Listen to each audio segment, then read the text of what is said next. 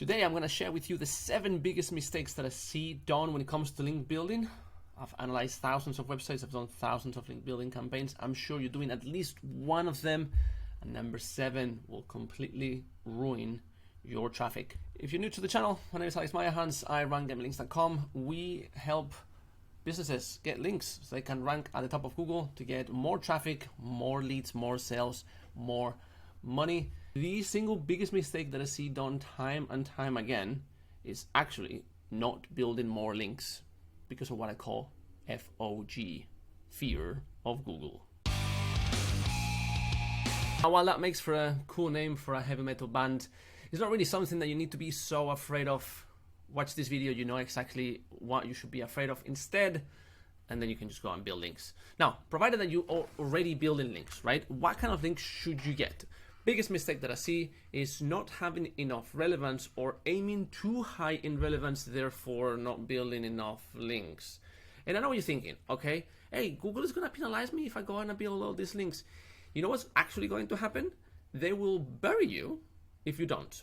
Think I'm kidding? This is a brand new study in Search Engine Land that says 96% of the sites in Google's top 10 positions have 1,000+ links from unique domains. And this has been true for a long time. Over the last few updates, I'll put a video to the playlist about updates somewhere there. It's become increasingly true. If you run a local business, an e-commerce store, or a service business, and you have a real physical presence in the real world or tons of backlinks, you are safe. I put a link to this article, as always, on the show notes in the Notion board, so you can go there and you have all the episodes there with all the notes and freebies and whatnot. Now, that you are building backlinks, the relevance that you need needs to be something that's related to your industry, to decide what you do with your business, okay? The problem comes when you think that that's the only thing that you can do. I run a storage company, therefore I must get links from sites that also do storage. How many sites are there that aren't your direct competitor that will link to you just because of that? Very few, right? So don't pigeonhole yourself into only getting sites that are your industry because somebody on YouTube told you that that's the only right thing to do.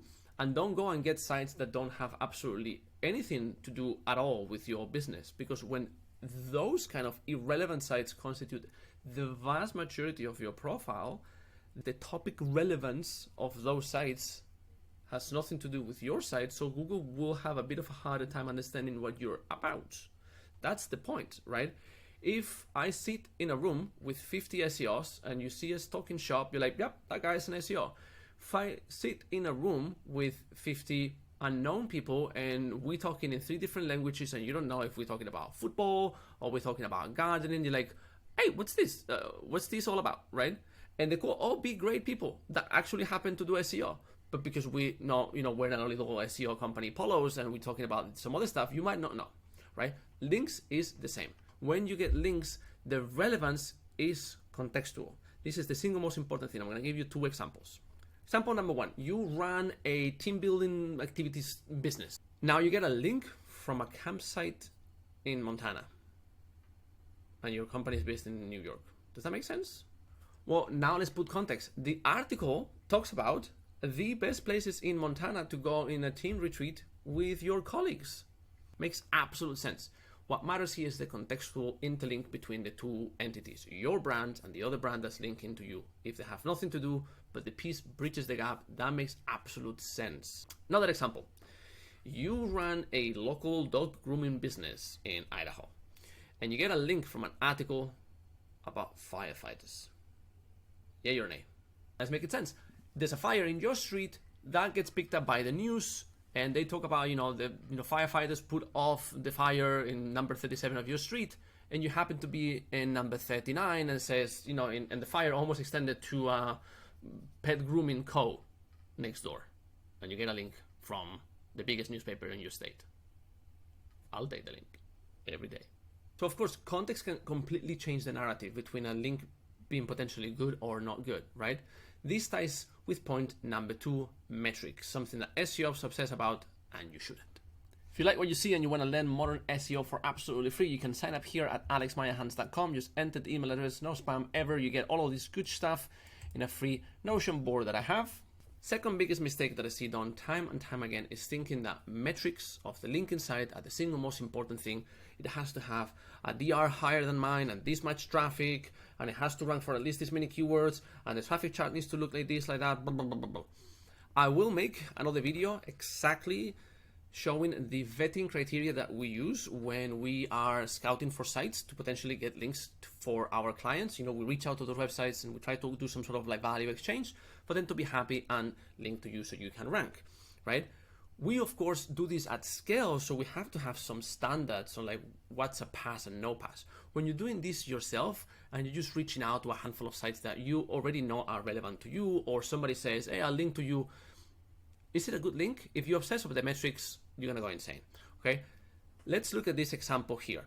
This is a DR48 website that only has 300 visitors per month. It looks like they've been around for a long time. They had some backlinks. They only started popping up the last couple of years. Is this a good link?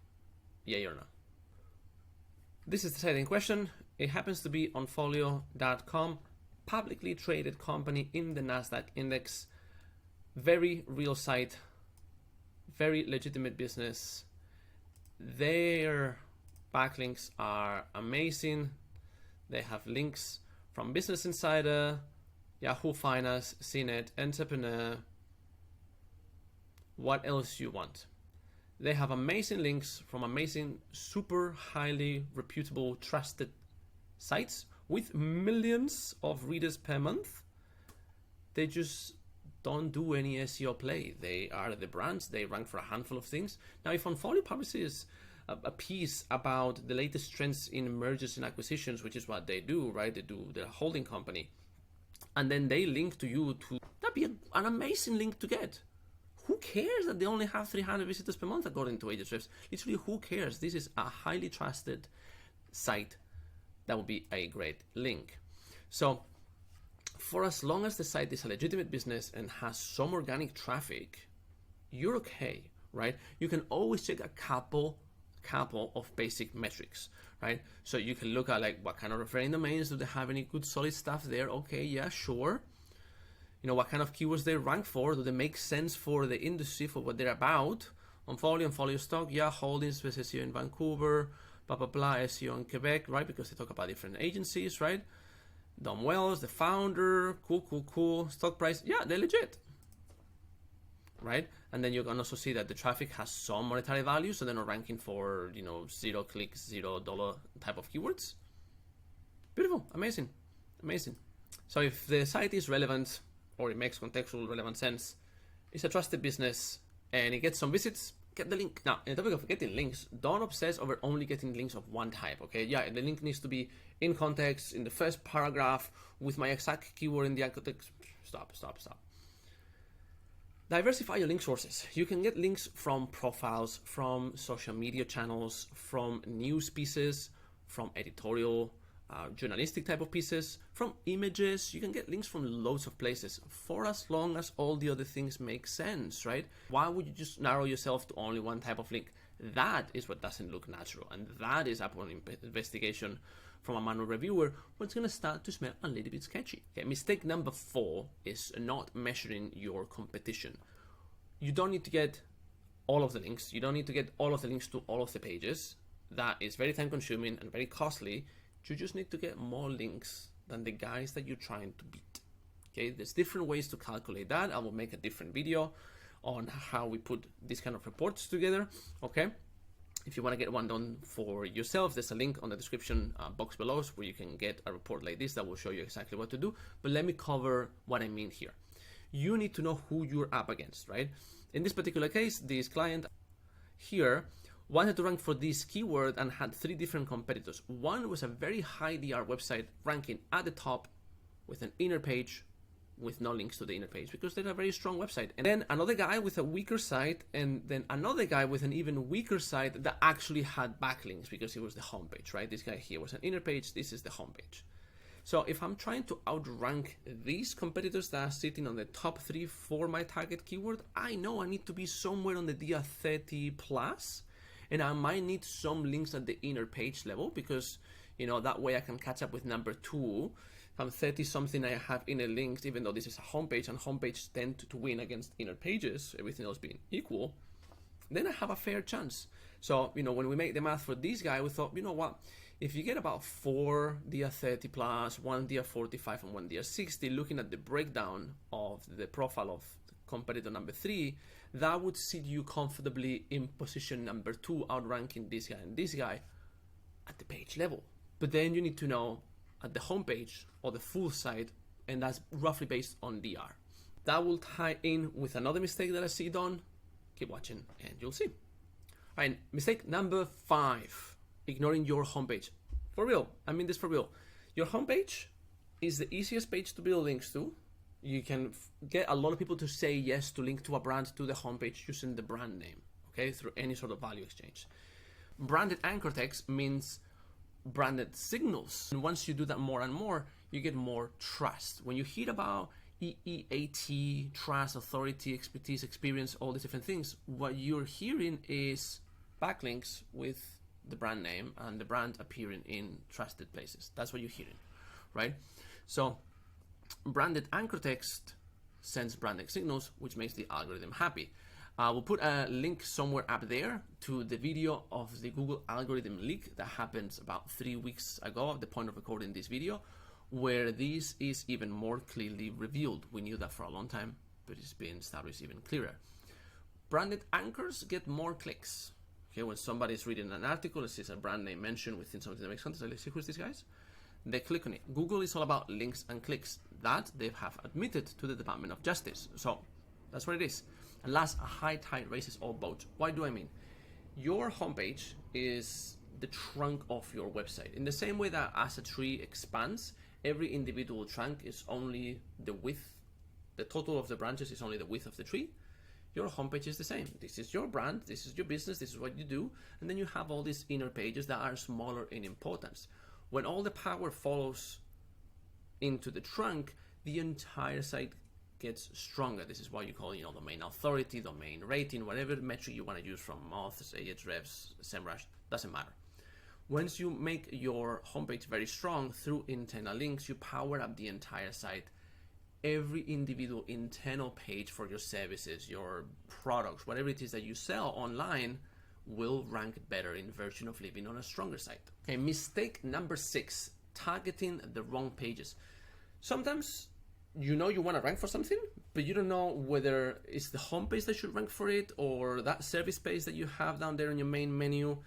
Or sometimes you don't even know that because you've run the business for a very long time, you have 2 blogs from 5 years ago that are trying to hit the keyword, your homepage is trying to hit the keyword, your service page is trying to hit the keyword, now you hire a new SEO consultant that says, we should build a new page and do this thing. And nobody has taken a minute to consolidate all these pages and have one page for one core idea, as it should be.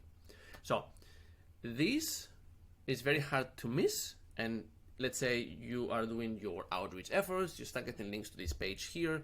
That's not the page that should actually be ranking for the keyword. It won't rank, you will have keyword cannibalization. As you see here on the image, this is an actual case. We see them every single day because we do tons of these reports for clients. The client is trying to rank with the page that we analyze here. And when we check their rankings, turns out there's at least 2 pages that are competing for the keyword. So one page will pop position 3, and then it drops, another one pops in position 10, and Google is trying to disambiguate which one is the right result to show. Problem, the rankings never stick. So we always find these kind of cases, and we can help clients put them together and fix it. Building links to the right page will also fix the problem. When you don't know, then it's best to consult. Hitting with more links a page that's already super heavy with backlinks, and in comparison to everyone else on the top 3, you have 20 times the link profile with an inner page. That's also not going to work, and it's very easy to then commit the last and 7th mistake that will cost you all your rankings. So a way to do this is, imagine this case, right? When we look at this profile here on the image, DR75 with no links, DR74 with some links, DR52 with a bunch of links. Makes sense. Now, the client here is a DR45.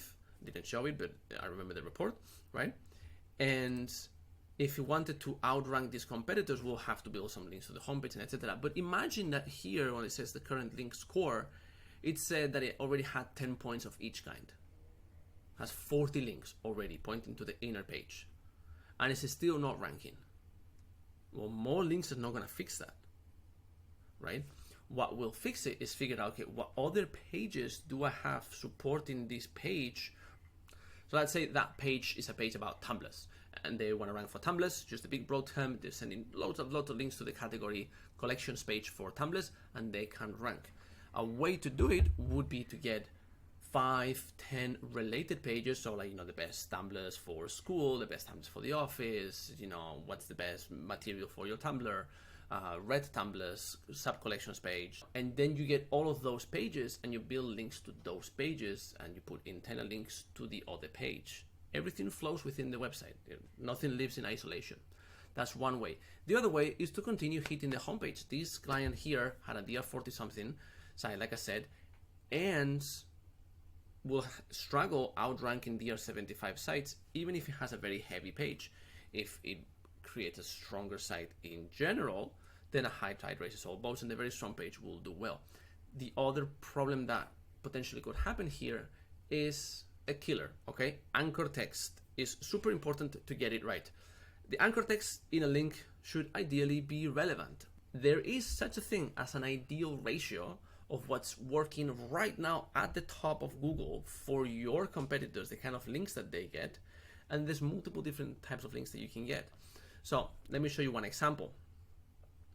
In this particular case, for this keyword, right, this client would have needed, okay, a handful of branded anchor text, some partial match, one exact match, and then some random other URL. So you see their URL is just a naked URL, like my store.com/tumblers, imagine, right? Empty is when there's an image that links back to you and there's no alt text on the image, something like that. That would be an empty link. And then miscellaneous is some random text that doesn't have to do anything with any of the keywords, right?